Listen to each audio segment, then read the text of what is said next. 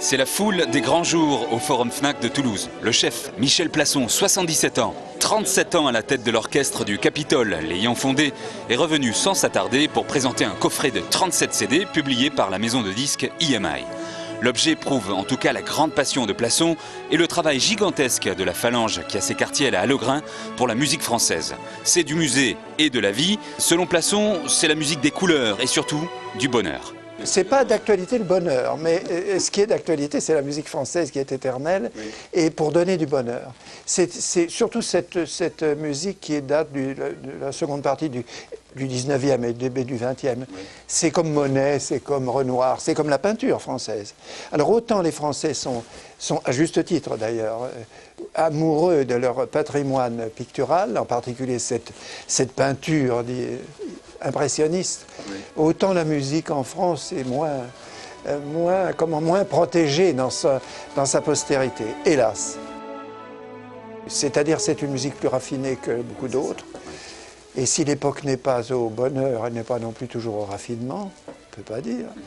Et voilà, puis c'est une musique qui vous tend les bras et vous n'avez qu'à la prendre, vous aussi. Mais pour aimer, il faut être aimé. Qu'est-ce que vous avez forgé avec cet orchestre?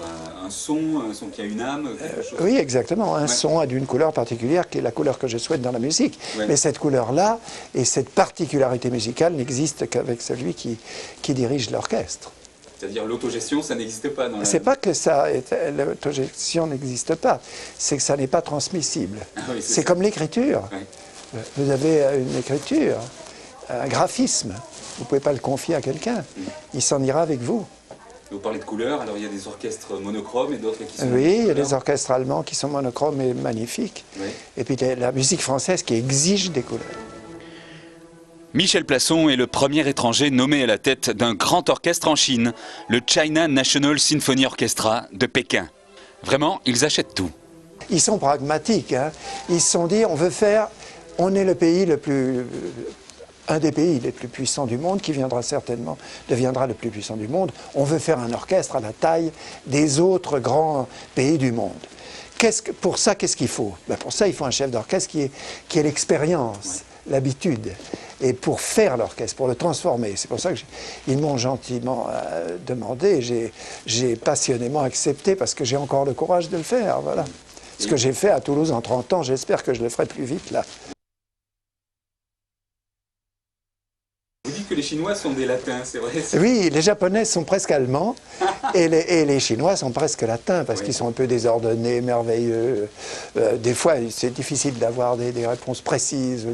Mais enfin, moi, je suis fasciné par l'Asie, par ce qui se passe en Asie. Les Japonais, n'en parlons pas, parce que musicalement, c'est un peuple fabuleux depuis des décennies, où d'ailleurs les disques se vendent de musique. Ils connaissent tout de la France, les Japonais. Tout.